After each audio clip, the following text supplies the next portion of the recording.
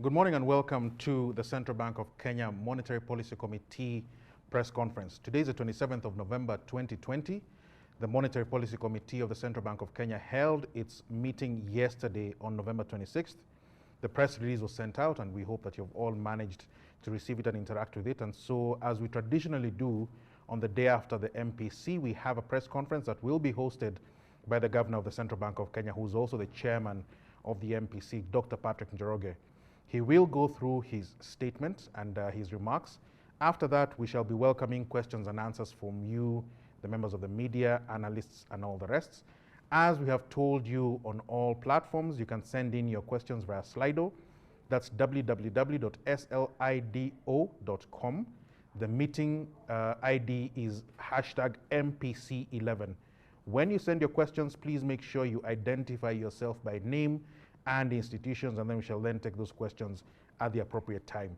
But without further ado, I'd like to welcome the Governor of the Central Bank of Kenya and Chairman of the MPC, Dr. Patrick Geroger.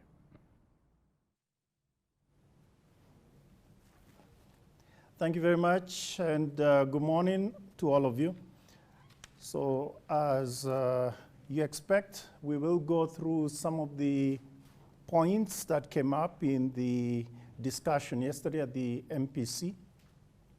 And as you are aware, we issued a press communique, press release that covered not only the decision, but also some background as to the decision and indeed to the discussion. So we'll cover it, but today I want to change tack a little, and we'll begin with global developments as we always do, and then talk about external sector, and then move on to the domestic sector. So in terms of the global developments, these are observed to be better than expected in terms of the recovery in quarter 3 of 2020. And this followed, of course, the very steep declines in the second quarter. And obviously, this followed the enactment of the various containment measures to protect the population from the COVID-19 pandemic. But nevertheless, the recovery, even in Q3, is incomplete and uneven. A second wave of infections have dampened the global recovery momentum, and with new containment measures and prospects for more in the advanced economies. So this has elevated the downside risks of the recovery, making it even more uncertain. However, as you all know also, there is a lot of excitement around the recent announcements regarding the possible breakthrough in developing of COVID-19 vaccines. The news about the vaccines and, of course, the completion of the US elections have injected a dose of optimism, dose of hope. Could even say light at the end of the tunnel, if you will, or even a rainbow in this rather difficult time. Of course, there's still a lot of work to be done on this in these areas to make those reality. So the policy stance in the advanced economies remains accommodative, with discussions still ongoing around additional fiscal stimulus in the United States and concerns about a codependency of the financial markets and additional monetary stimulus, particularly in the context of the US economy. So that's what I wanted to say in terms of the background of the global economy. The external sector, the balance of payments, how has this developed? First, exports have rebounded after the decline that we saw in April, May, again following the containment measures that were put in place in the Kenyan setting, and this included, as you recall, even cessation of flights. That's the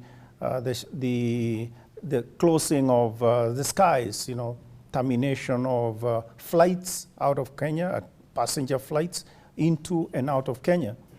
Merchandise exports in January to October grew by 2.8% relative to a similar period in 2019. I think we could probably put up one of the first slides, but I think most of you are aware of that. And so this is merchandise exports, which obviously grew quite sharply. By the way, this compares to the growth in January-August, meaning for the period January-August relative to January-August of last year. The growth there was 0.8%. And so you can see there's a sort of more dynamism in terms of the growth of merchandise exports.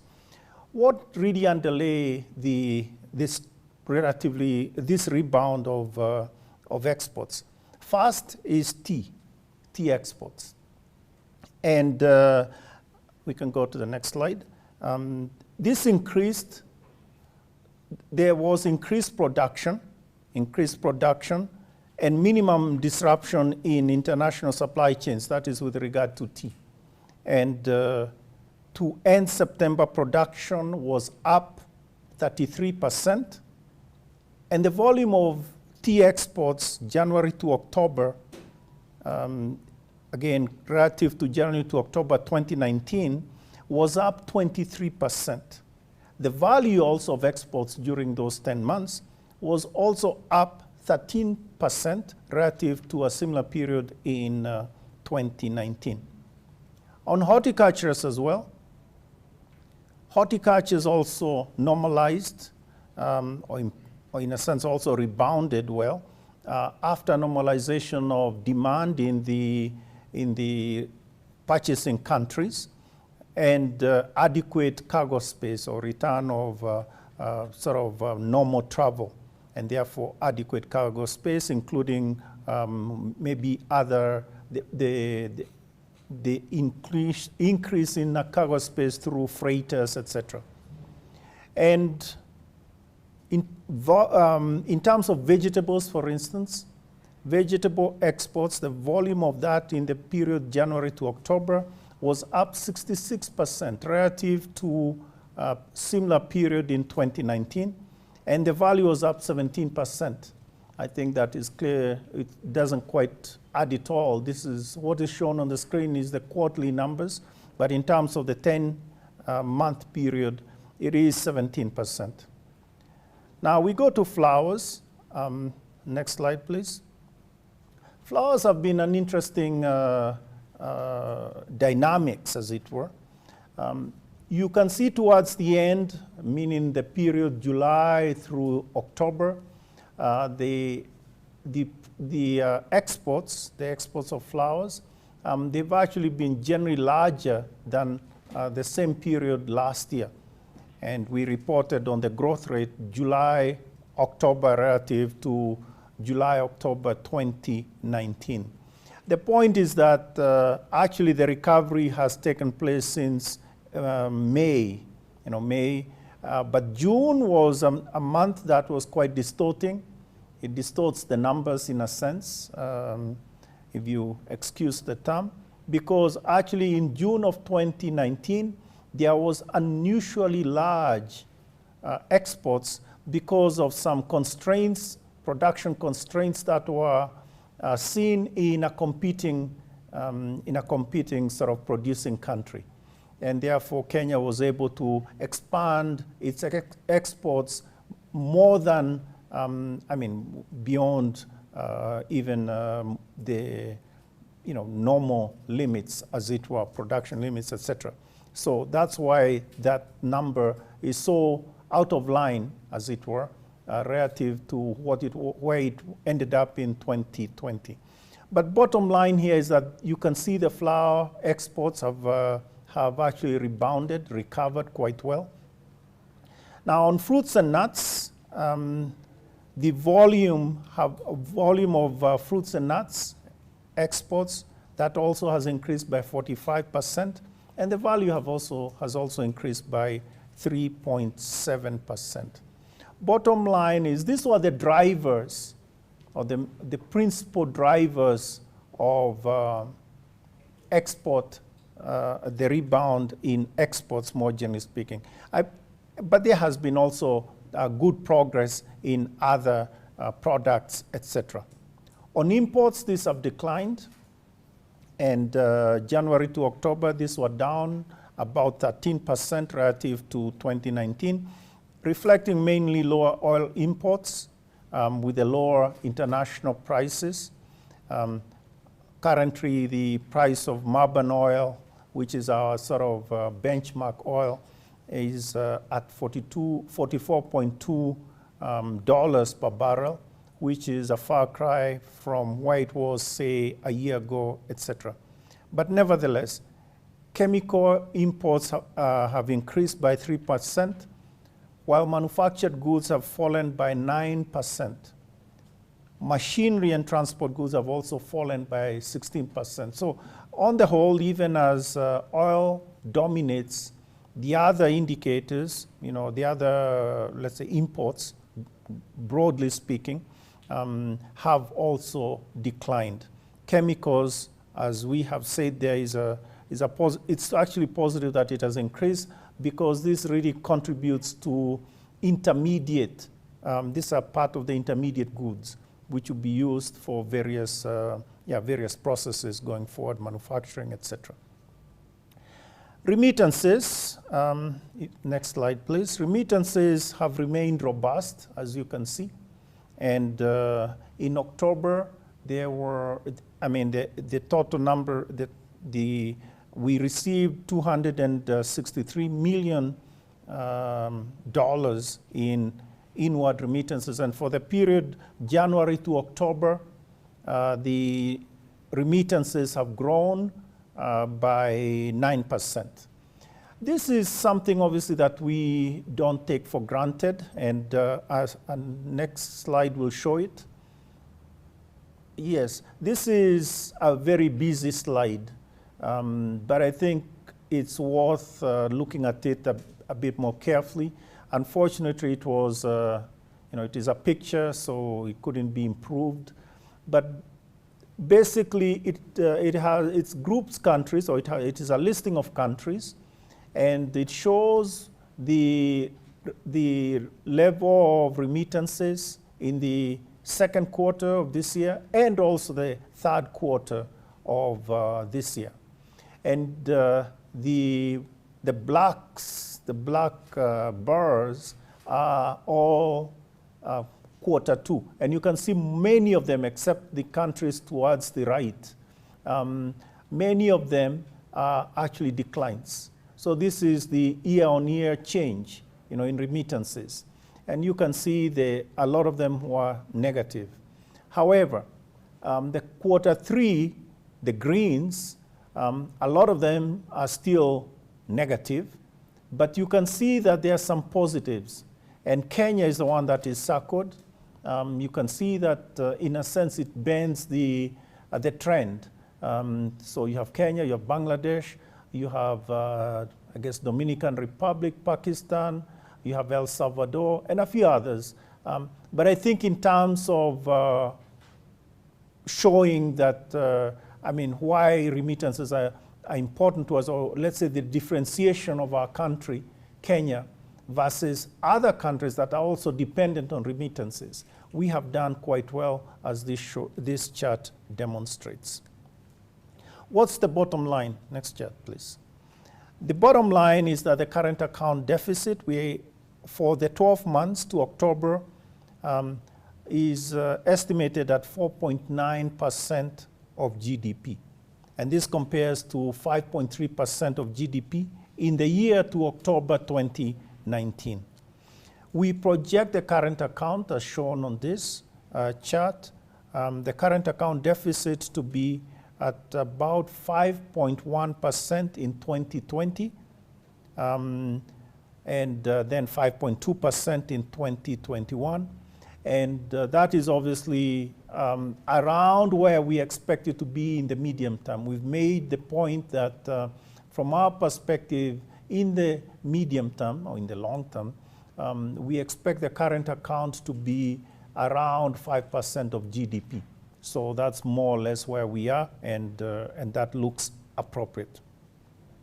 Now, having said that, I think it is also important to say that we have reserves of the order of 7.95 billion US dollars, the equivalent of that, which is about 4.89 months of import cover.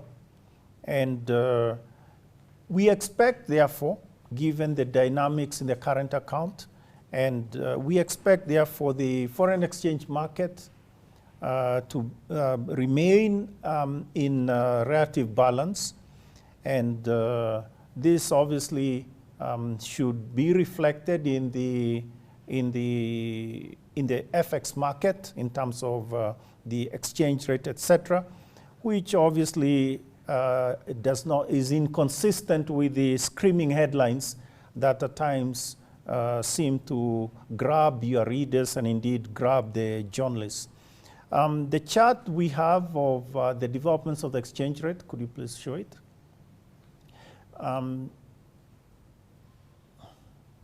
Chart, please. Yes. So this is the developments of the exchange rate in the year through November 26, so just yesterday. And you can see that the Kenya shilling has, this is all relative to the US dollar. And you can see that it has depreciated against the US dollar by about 8.4%. And you have all other countries around there.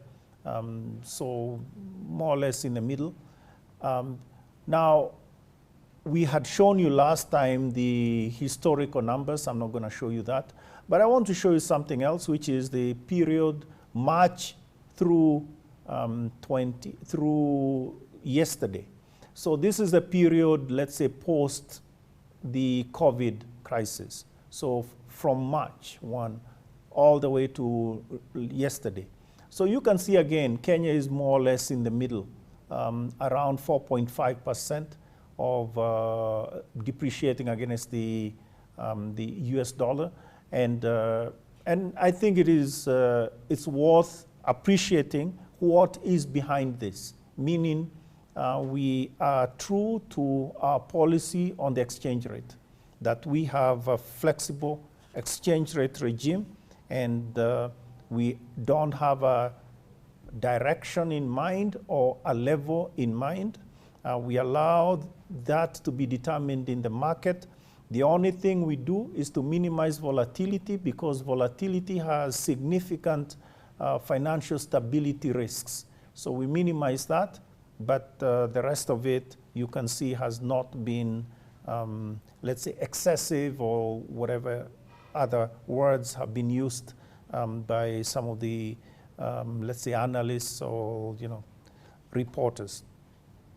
Let's now move to the domestic economy. And I think the first thing I want to say is that we have had some very good surveys following from what we did 2 months ago of the hotel industry and also flower farms. And this is because those sectors were problematic in terms of the concerns that were coming up, also from yourselves, but I think also from a perspective in terms of the MPC. Questions were asked, and we needed answers for them. So the first one is on the hotels in operation, which you can see. This is from the survey of hotels that we did. And I just wanted to say that it's, you can see that the hotels are now back in operation. It doesn't mean that hotels are 100% operating, meaning they have all restaurants open, or for that matter, they have all the, residential wing, as it were, in terms of the rooms availability, et cetera, et cetera. That may be at different points. But I think in terms of operating, I think these numbers are much more, well, they're they are good numbers. They give comfort that the economy is actually turning the corner, or the hotel sector is turning the corner in terms of the impact of the COVID-19 pandemic. So that is on the hotels side. But I would also say that some of the hotels that were not fully operational, they did say that, I mean, some of them were actually renovating. So they used the occasion to renovate. And others had specific restaurants sort of operating, you know, but not all of them were operating, as I explained a moment ago. Bed occupancy remains low, but this has recovered. So I'm not sure if the next slide has it, but in Nairobi, they are in the order of 16 to 17% bed occupancy. And in the rest of the country, they are somewhere around the 30% range. There's some ways to go here, but I think the direction is obviously favorable. From the flower farms also, all of them are now operational, 100%. Next slide, please. And they are operating in the order of, they're operating at around 88% of the pre-COVID levels. Next slide, please. Oh, okay, fine. So there's a slide missing in here. So yes, so flower farms, and the average orders for the next 4 months is over 80% for these flower farms that we surveyed, 80% of the pre-COVID levels. So that is quite favorable.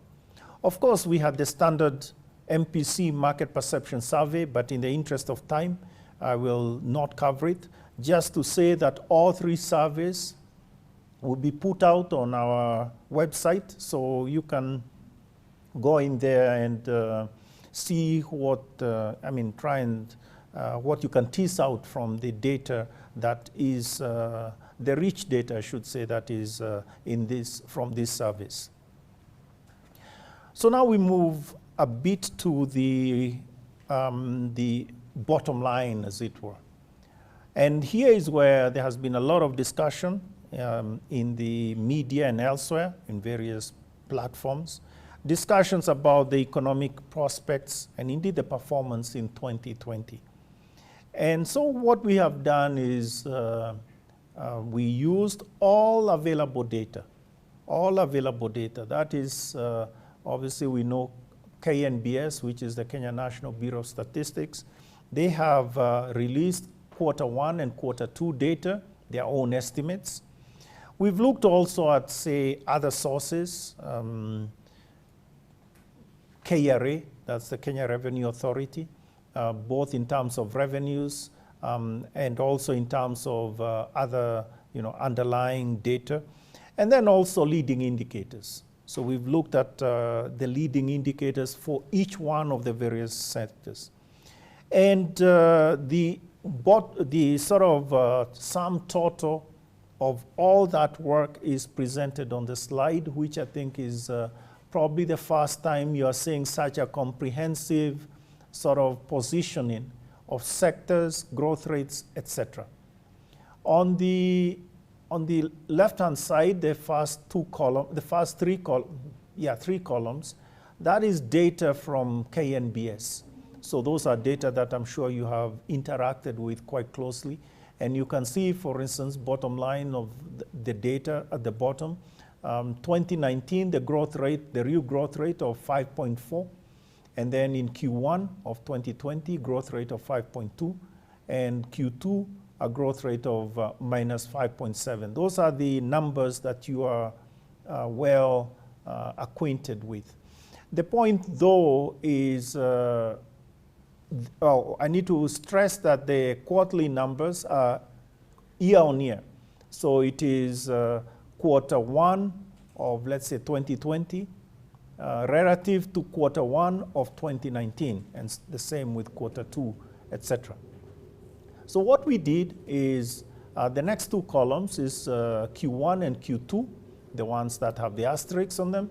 These are looking at the numbers that KNBS has put together, and we ourselves using the additional information that I've given you. So for instance, agricultural sector. The agriculture sector in Q1 was showing a production, a sort of a growth rate of 5.8, right? And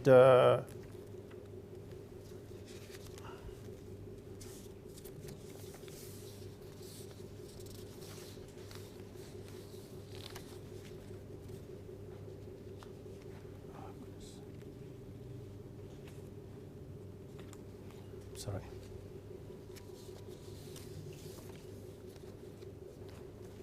Could you go to the next slide, please? Okay. So this is what we have here. So in agriculture, the initial forecast, which are the ones that were used, that KNBS used, are shown in the column that says initial 2020 forecast estimates. These numbers actually come from the Ministry of Agriculture. And you can see, for instance, maize production.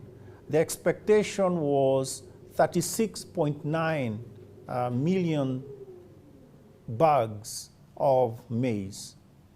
That is the expectation for the harvest. And these were the numbers that were used for Q1 and Q2 growth rate estimates.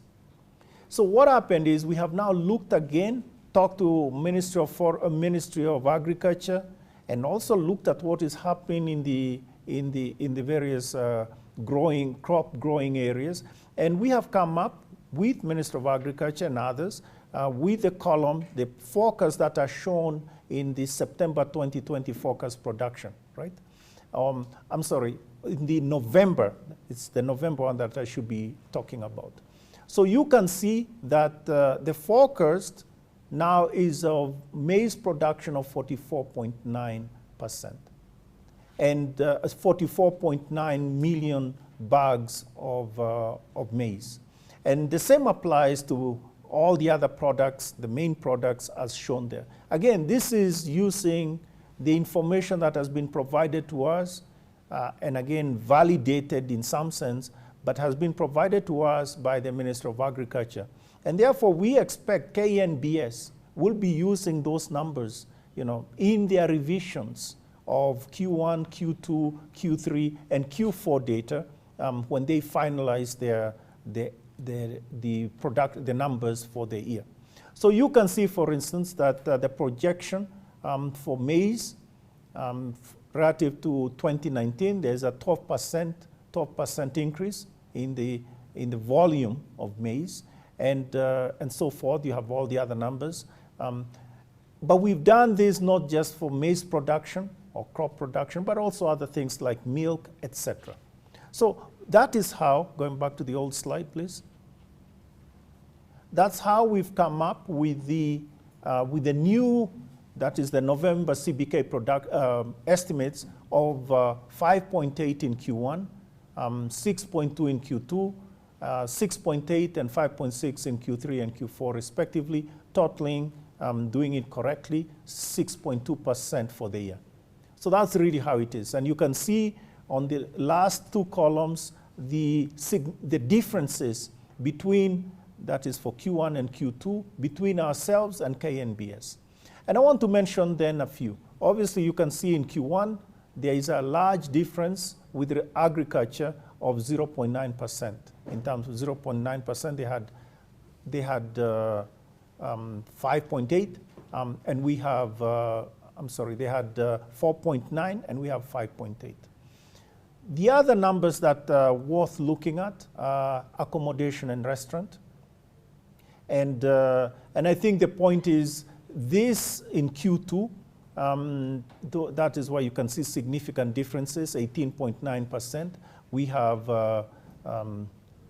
have minus 54 and they have minus 83. The question is, how much did the hotel sector really contract during that second quarter? And I think the point we are making here is that we've looked a little more in detail in terms of the information that has been given to us, including in the surveys. And I think obviously this is information that we will be providing to KNBS. There are two other things I would want to mention. I think in the interest of time, I'll just leave this, and we could have conversations about it later. But no, go back to it, please. Yes, so there are two areas that I think we need to look at a little more carefully. And this is manufacturing and ICT. And there we have a lot of data, as I have mentioned. And in manufacturing, actually, the sector has been doing better than was expected. And it isn't just ourselves that have made that point. Actually, much more recently, even the PMIs that are done generally by Stanbic Bank, these have actually have shown significant improvement in the manufacturing sector. Now, we've not only looked at those numbers, we've looked also at electricity consumption, we've looked at KRA numbers, et cetera, and therefore we think we have a better estimate that is the one that we reflect in the columns that we indicate as November CBK estimate. Bottom line, our growth rate of 2.9% for 2020. I would mention that a significant driver of this is education. The education sector, as you know, was completely, students who are not in their usual learning stations, meaning they are not in school. And a lot of students, there are now students that have gone back to school, as we know. But for the most part, earlier in the year, particularly Q1, Q2, and Q3, the students were largely at home, with online for those that could do that, etc. But at the same time, teachers were paid by the public sector in full. But the question then is, how do you estimate the production, in the education sector? Now, KNBS has changed the way they do things. They've been using numbers of students, etc., in the past, but now in the context of COVID-19 and the students being at home, they've used a different methodology. Bottom line is the numbers that are shown there. In Q2, you can see a significant dip of 56%, etc. And the point for us is, if you, in a sense, ignore the pressures from the education sector, you would actually end up having a growth rate of 2.9%, 3% basically, which is the last row in the table that we're showing there. Bottom line is, again, as I said, growth rate. We expect the growth rate, including the KNBS's methodology, new methodology. We would expect that to be 1.3%. I'm sorry, I may have misquoted, may have said something else, at 1.3% for 2020. And this, in a sense, reflects our best understanding of all the numbers that the economy is generating. There's a question that will probably be on your mind that recently our Cabinet Secretary of Treasury talked about a number in the order of 0.6% in 2020. As a matter of fact, that number is fully consistent with our 1.3. The difference is if we are using our best estimate for Q1, Q2, Q3, and Q4. But if you used KNBS's numbers for Q1 and Q2, which, again, as I say, will need to be revised to reflect the new information, including in agriculture, et cetera, et cetera.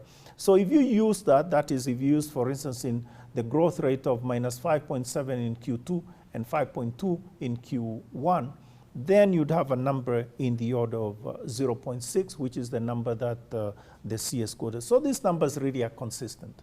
And I think it is important appreciate that. That's all I want to say, underscoring the cautious estimate of 1.3% of GDP growth in 2020. That is our expectation. Let's move on.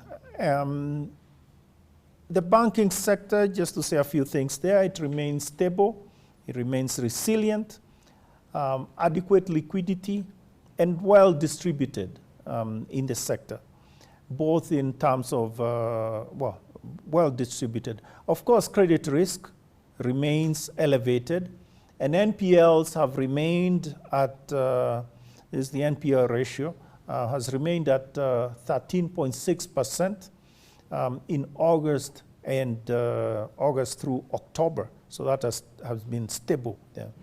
Of course, there has been a restructuring of loans. Banks have been have worked hard in terms of restructuring existing loans, as we had explained before. And this is all in the post-COVID period. Loans that were performing at the beginning of March.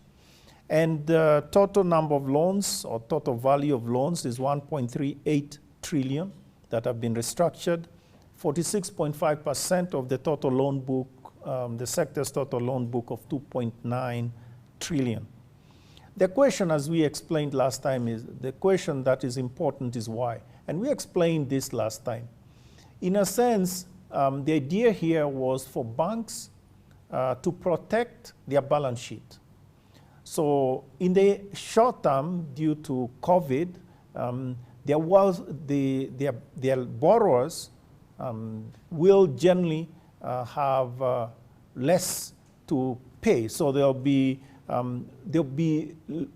come under liquidity pressures in that sense. And the idea here was having that sort of restructuring discussion with the borrowers, and then come up with a solution that actually is appropriate for the borrower and also for the lender, in this case, the banks. And I think that has worked quite well. Banks appreciating the need to protect their balance sheet as opposed to protecting their P&L. So yes, on the P&L, this is the profit and loss, sort of financials, if you want to call them that. There, of course, there'll be much more, let's say, there'll be more, the numbers will be worse because there'll be less profits, and this is what has transpired. I want to just mention that profitability of banks. We are now looking at the September numbers. As we explained, we generally look at each quarter we look at all the accounts that banks provide to us. And yes, there has been a reduction in the profitability of banks. As I explained, that was in a sense predicted. That was what was expected. But at the same time, you have also had a reduction in the return on assets, and indeed on return on equity. In terms of sectors generally, the return on equity has come down to around 15.1%. And this was in the order of 22.5% back in September of 2019, a year ago. But again, the issue here was to protect the sector from the perspective of the balance sheet, and the sector also has been moving, as we had explained, to a new normal, as I'll mention also in a minute.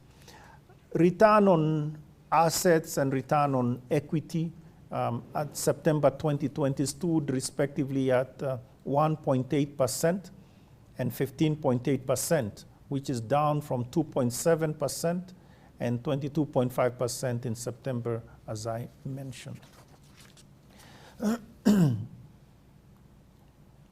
So that's on the adjustment. But the banking sector has not been idle. They've not just waited for the COVID cloud to lift.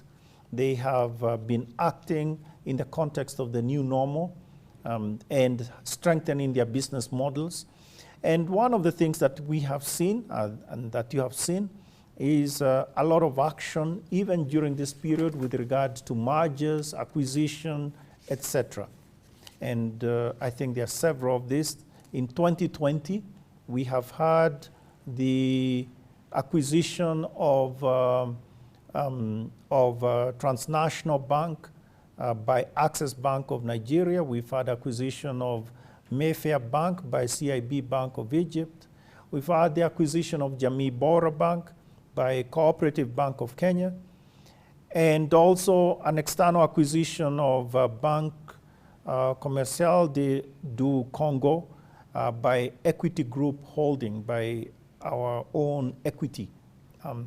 Now, there was also an announcement yesterday about KCB also seeking to acquire, obviously subject to regulatory approvals, a bank in Rwanda and also another bank in Tanzania. So you can see our banks have continued to move despite the difficulties that we are seeing in the economy. The banks are moving towards the new normal. Incidentally, in terms of mobile numbers, the use of digital platforms. So from March to October, there has been a growth in the value of low value transactions. Significant growth, something in the order of 15%, I believe, in the low value transactions. And we are talking low value, less than 100 shillings. So this has been significant. Additionally, some 2.7 million new or previously dormant accounts, this is money wallets basically, have been brought on stream. And this has increased the numbers in terms of wallets to active wallets by 10%, all in this period of March to October. And then P2P transactions, these are person-to-person transactions, the volume has increased by 87% during this period, and the values have increased by 55%. So digitalization is what is it? This is what is going on, digitalization. And I think this is extremely important for us as we go forward, and in some sense, a significant help, which has in mitigating or in having those remedial measures against COVID-19. I want to say a few things before I finish, a couple of things. The first, obviously, is that we had a conversation about fiscal performance and implementation of the economic recovery program, which was announced in the budget, and this is ongoing. And so that was important to understand where that is. But obviously, one of the things that is clear is that the fiscal budget, there are some revenue shortfalls that have emerged. To October, the cumulative revenue shortfall is 65.4 billion, cumulative. And ordinary revenues cumulative shortfall is 57.7 billion. Mind you, I want to stress the number is 65.4, not anything else. Now, as was mentioned in the press communique or the press release, we do understand, and this has been announced, that the government will be revisiting this positioning in terms of what needs to be done in the context of the pressures that have emerged in terms of the revenue shortfalls, and indeed also expenditure pressures that have also emerged. So the government expectedly may put forward some revisions in budgets or revisions in numbers, of course, or revisions in policy. Those are things that obviously we have been broached and by the CS and others. But I think the point here is that it's something that is important for us, particularly to anchor the budget in a long-term sense, also to anchor other elements that connect with the budget. Finally, you also know that we have been in discussions with the International Monetary Fund, the IMF, that would lead to an economic program or financial support by them. The overall package and policies and numbers, those have not been completed. So we are in this period of ongoing discussions, and we expect that that will be completed. Obviously, there's no point in waiting for things. There's nothing to wait for. So we complete it, but according to our need and according to our sort of assessment of what is good for us.